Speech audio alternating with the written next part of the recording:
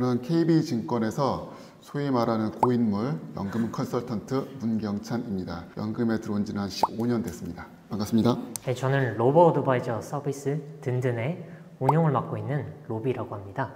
여러분들의 자금 운용을 도와드리고 있습니다. 연금 하면 생각만 해도 어렵다는 인식이 있는데 이 연금이 구체적으로 뭔지 알려주시면 좋을 것 같아요. 뭔가 연세가 있으신 분들에게만 해당되고 그 나에게는 별로 아직 먼 미래일 뭐 이런 이미지 아닌가요? 우리나라는 복지국가로 가기 위한 진행 과정에 있어서 연금에 대한 경험이 아직까지 좀 미진해요. 하지만 복지 선진국 국가에서는 연금은 일상생활에 존재하는 필수제 같은 그러한 역할입니다. 은퇴하면 연금으로 사는 것이 당연한 일상이 되는 거죠. 그런데 이 3층 연금을 보시면 개인연금은 국민연금이나 퇴직연금에 비해서 강제성이 좀 떨어지잖아요. 아무래도 개인 의지로 이 돈을 적립을 하고 운영하다 보니까 관심도가 좀 떨어질 수밖에 없는 게 사실이에요. 개인연금을 어떻게 활성화할 것인가 해서 세제 혜택을 많이 부여하고 있습니다. 제가 최근에 본 뉴스 중에 2030 국민연금 못 받는다 이런 내용을 봤거든요. 이게 정말인가요? 걱정스럽게도 많은 전문가들이 2030 세대는 국민연금을 받을 수 없을 것이라고 경고하고 있습니다.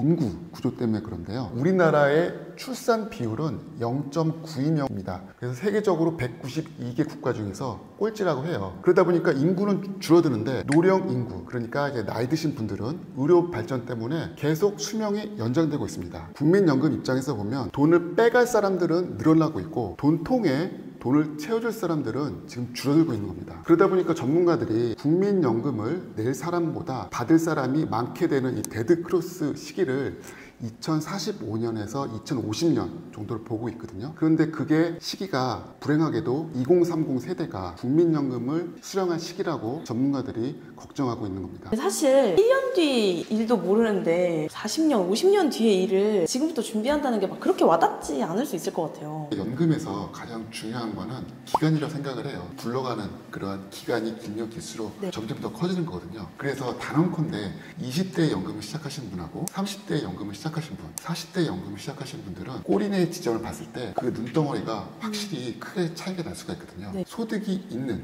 시기에 초년생분들이 계속 연금을 굴려가실 때 극대화할 수 있기 때문에 4050보다 2030의 연금 적립 시기가 제일 중요하다고 생각이 듭니다. 2030에게 추천한다면 아까 말씀 주신 세 가지 중에 어떤 걸 가장 추천을 해주시나요?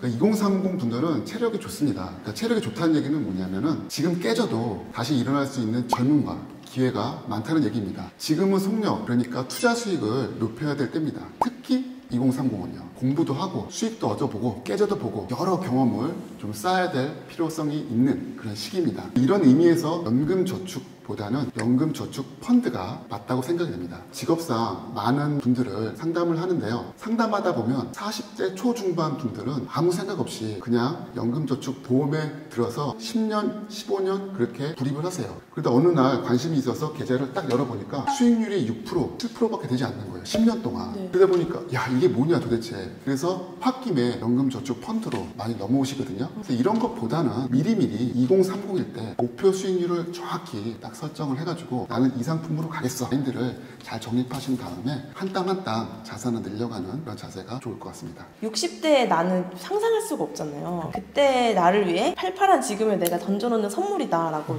전 저축도 그렇게 좀 바라보긴 하거든요. 근데 연금저축은 좀 더 아예 그때부터 쓸 수 있다는 강제성을 한 번 더 부여한 거니까 저는 개인적으로 연금저축 펀드는 주변에도 좀 많이 추천을 하는 편인데 그래서 또 두 분에게 궁금한 게 이 질문이 정말 많더라고요. 소득의 몇 %를 연금저축 펀드에 넣는 게 좋을지. 네, 일단 연금저축은 오랜 기간 동안에 납입을 해야 효과를 보실 수가 있습니다. 그렇기 때문에 자신의 그 소득, 재정 상태, 뭐 생활비 지출 이런 것들은 다 개인마다 다르잖아요. 그래서 이런 것들을 고려해서 얼마를 연금에 넣을 것인지를 결정을 하는 게 중요합니다. 현재 내 나이가 몇 살인지 그리고 필요한 생활비가 얼마인지 또 연금 상품은 무엇인지에 따라서 넣는 금액이 좀 달라지겠지만 통계적으로 봤을 때 적어도 한 소득의 10% 이상은 연금저축 펀드에 넣어두는 게 아무래도 노후 자금 마련을 위해서는 좀 효율적이지 않겠나. 실제적으로 금융감독원에서도 밝힌 연금저축 납입 액수를 확인해 보면요 2020년까지 쭉 연 한 200만 원대로 납입을 하고 있으세요. 그런데 2021년도에 와서 좀 상황이 바뀌었는데 펀드라든지 아니면 이제 신탁 상품의 경우에는 300만 원대까지 납입액이 좀 증가하셨습니다. 아무래도 주식시장이 좋아지다 보고 그리고 좀 샐러리가 좀 높아지다 보니까 네. 여유자금은 좀 더 넣겠다 해가지고 납입액이 좀 많이 늘어나셨죠. 연금저축 중에서 연금저축 펀드가 제일 납입액이 많다는 거는 좀 시사하는 바가 좀 큽니다. 수익률하고 세제 혜택하고 두 마리 토끼를 다 잡으려고 하는 소비자의 욕구가 좀 반영이 되었다. 뭐 이렇게 생각이 됩니다. 그러면 이제 200을 만약 번다라고 하면은 10%인 20만 원을 매달 꾸준히 연금저축 펀드에 넣는 게 효과적이고 좋다라고 네. 말씀하시는 거죠. 제가 뭐 신입사원이라든지 아니면 2030 세대 분들한테 가셔서 항상 하시는 말씀이 연금저축을 가입을 하시고 돈을 모으시려면 아예 없는 돈으로 생각을 하시라고. 내 급여가 200만 원이면은 월 20만 원을 넣겠다. 그러면은 내 급여는 180만 원이야. 20만 원은 아예 없는 것으로 보는 겁니다. 그런데 급여에 200만 원이 찍히는데 자의적으로 180만 원이라고 하면 순간 흔들리잖아요. 그래서 반드시 자동 이체를 걸어 두셔가지고 들어오자마자 생각지도 않게 그냥 20만 원이 나가는 구조로 만드시는 게 연금을 저축하는데 가장 효율적인 면이 되고요. 어느 순간 여러분들도 저같이 40대가 되시잖아요. 네. 계좌를 열어보시면 흐뭇해요. 아. 내 자신이 뿌듯하고 내 술값이 이 정도 여기에 쌓였구나. 네.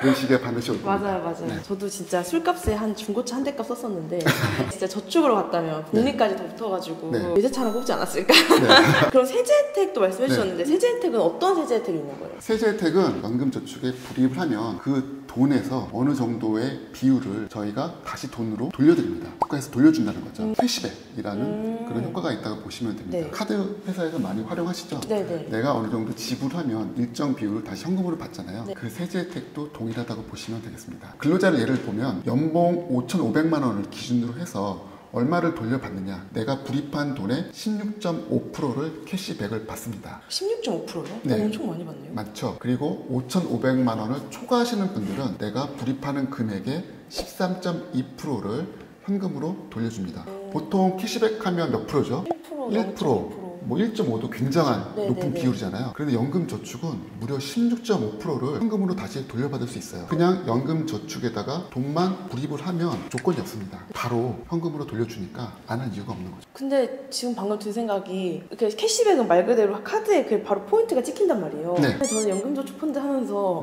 그렇게 뭔가 찍힌 적이 한 찍힌 번도 게 없죠? 없거든요. 맞습니다. 항상 흔한 질문이 난 연말정산할 때 연금저축 때문에 한 푼도 돌려받는 적이 없는데 도대체 뭔 소리 하는 거냐 이러신 분이 많으세요. 우선 납부할 세금이 있다고 하면 16.5%의 그 캐시백 있지 않습니까? 원래 납부할 세금을 먼저 퉁치고 남은 금액이 있으면 돌려줘야 되는 그런 시스템입니다. 반대로 나는 납부할 세금이 하나도 없어. 네. 그러면은 16.5%를 온전히 다 돌려받을 수 있겠죠. 한도를 400만 원을 했을 때 네. 16.5%를 캐시백한다. 66만 원 정도가 됩니다. 그리고 13.2%가 적용받으시는 연봉 5,500만 원을 초과하시는 분은 52만 8천 원을 돌려받으실 수가 있습니다. 세제 혜택 있는 거 알고 이렇게 해가지고 그냥 돈을 넣긴 넣었는데 사실 저도 좀 한 6개월 동안은 돈을 넣기만 하고 아무 운용을 안 했어요. 돈을 넣으면 세제 혜택 받겠지 끝 이렇게 생각했는데 이런 분들이 꽤 많다고 들었습니다. 돈을 넣어두시고 운용 안 하시는 분들은 제 경험상 대부분 상품 투자에 대해서 관심이 없어요. 이거 그냥 세제 혜택 받으면 됐지 뭘 더 바라겠냐 뭐 이런 마인드신 거죠. 또 어떤 분들은 적극적으로 투자를 하더라도 상품 너무 복잡하고 금융기관 말도 어렵고 이래서 금방 포기하세요. 결국 이런저런 이유 때문에 계좌에 현금으로 넣어두시고 운용 안 하시는 분들이 의외로 많습니다. 그런 분들을 위해서 든든과 KB증권이 연금저축 상품을 같이 만들었다고 들었는데 네, 맞습니다. 어떤 주식을 투자할 때 어려움이 있잖아요. 어떤 종목이 올라갈지, 어떤 타이밍에 들어가야 될지, 얼마만큼의 금액을 넣어야 될지 이런 게 어려울 텐데 주식, 원자재, 채권, 그리고 금융 상황에 맞춰서 어떤 비중이 들어가야 되는지를 구조적으로 설계해 놓은 상품이다. 이게 돈을 넣어두면은 든든해서 운용을 해준다는 거죠. 라면을 끓일 파, 계란, 라면 다 있는데 이거를 어느 비율로 어떻게 섞어야 될지 모르는 네. 그런 상황이 있는 거죠. 전문가가 필요한 겁니다. 그럴 경우에 재료를 다 넣고 레시피에 따라서 휘저어서 맛있는 라면을 만들어주는 역할이 좀 1인이 아닐까 싶습니다. 보통 대중분들은 금융에 대한 지식이 없으세요. 네. 자산이 있으시는데 누군가 한마디 이렇게 해주면은 그대로 따라가면은 뭔가 잘하고 싶은데 이런 욕구는 강하시잖아요. 네. 그럴 때 1인 서비스를 이용하시면 참 효과적이라고 봅니다. 그대로 진행하시고 전문가가 또 해주니까 네. 아무래도 좋은 결과를 얻을 수가 있지 않을까 싶습니다. 저는 사실 근데 어떤 돈에 있어서 전문가보다는 일단 내 돈의 전문가는 나다라는 생각을 늘 갖는 편인데 이 연금저축 펀드는 조금 말이 다른 것 같아요. 왜냐면 아까도 설명해줬듯이 호흡이 길고 정말 지금 저만 봐도 거의 40년 넘게 남은 일이잖아요. 그것만큼은 전문가에게 좀 이렇게 일임을 해도 충분히 괜찮다. 원하는 수익을 충분히 볼 것 같다. 저는 사실상 바로 쓰지 않을까. 짬부님이 독립적인 의사결정을 하시는 걸 좋아하신다고 했잖아요. 네네. 그런 분들에게 이 든든이 조금 더 맞을 수도 있습니다. 제가 생각하는 이 든든의 에버그린은 무조건 해라 라는 느낌보다는 어떻게 투자를 할지 모르겠어서 기초적으로 필수적인 부분을 들고 가고 싶으신 분, 근데 변동성을 낮추고 있는 그런 느낌을 갖는 상품을 찾으시는 분들이거나 아니면 어느 정도는 알고는 있는데 나는 자본의 투자보다 자기 노동의 가치의 투자를 조금 더 하고 싶으신 분들이다. 그러면 조금 더 맞을 수가 있습니다. 아주 장기적인 관점에서 자율주행 투자를 맡기시고 싶은 분들 같은 경우에는 맞을 수 있습니다. 이거를 평생 하라는 말씀이 아니라 결국에는 이 기간 동안에 투자 지식이 쌓일 텐데 준비가 됐을 때 어떤 걸 더 더하고 빼고는 이제 본인 스스로 거기에 이제 가치를 계속 부여나가면 됩니다. 이번에는 미국이 장이 좀 더 오를 것 같아. 미국이 조금 더 비중을 싣겠어. 이렇게 이제 스스로 발전해 나가는 거죠. 저는 9to6 그냥 제 일을 하고 여기서는 9to6 어떻게 하면 이 투자가 더 잘 될까 고민하시는 분들이니까 조금 더 어떻게 보면 다른 의미의 레버리지 같기도 하다는 생각이 들어요. 연금저축 보험 지금 들고 계신 분들이 나 펀드로 옮기고 싶은데 그럼 그분들은 해지를 해야 하고 펀드를 들어야 되는 건가요? 해지하고 이전은 좀 다른 개념이에요. 네. 해지는 그냥 그 계약을 완전히 해지한 다음에 네. 내가 돈을 받습니다. 근데 그 돈을 받는 순간 여태까지 캐시백 받았던 거 있잖아요. 그거 국가에서 다 돌려내라. 그러니까 네, 이렇게 되거든요. 이거는 정말 최악의 시나리오입니다. 네.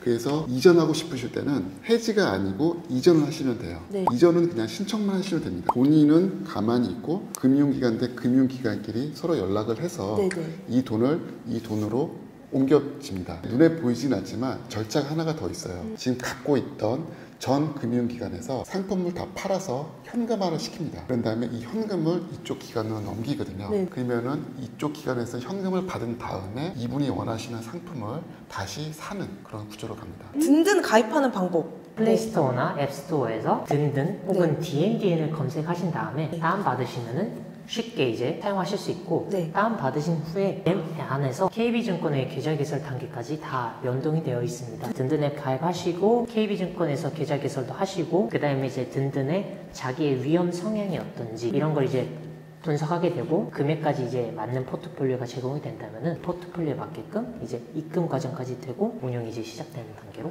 진행됩니다. 든든에서 연금저축 계좌 개설하면은 한 번도 안 했던 역대급 이벤트, 역대급 혜택들도 많다고 들었어요. 이거 더보기란 고정 댓글 확인해 주시면은 링크 통해서 보시면 좋을 것 같습니다. 네, 그럼 오늘도 여러분의 행복한 재테크, 행복한 짠테크를 진심으로 응원할게요. 힘짬보!